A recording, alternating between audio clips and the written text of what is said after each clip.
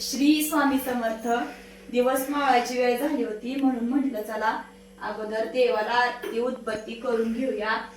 आणि आता बनवायचे तर मसाले पापड. बर का, श्लोक बरेच दिवस झालं मसाले पापड कर म्हणतोय, पण मी काय केलं नव्हता. माझा घसा पण व्यवस्थित नव्हता आणि तेलकटानं जास्त होतंय म्हणून. पण आता करायचं आता एका साईडला चहा आणि एका साईडला मसाले पापड. चल मला पटपट तयारी करू लाग. चला चला, माझ्या आवडचा बेत आहे आज. चला, कांदा टोमॅटो इतर सगळं कापून घेतलंय. आणि ओय सांग कसं झालंय आपलं मसाले पापड? छान झाले का बाळा? सांग बाळा. छान.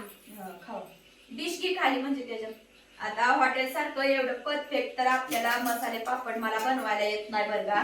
पण आपलं एकदम साध्या पद्धतीनं जे कुठला आपल्याकडे मसाला असेल ते वापरायचा.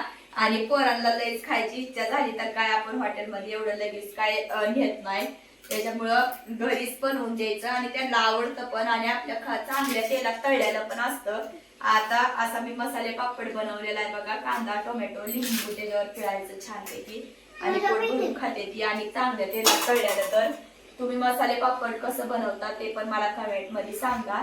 आणि असं मी बनवलंय बघा. आता एकदम असं सरळ काय आपलं मसाले पापड होत नाही तर पण असो आपलं घरचं आहे जसं असेल तसं एकदम भारी आपण बनवलेलं भारीच आपल्याला लागतं.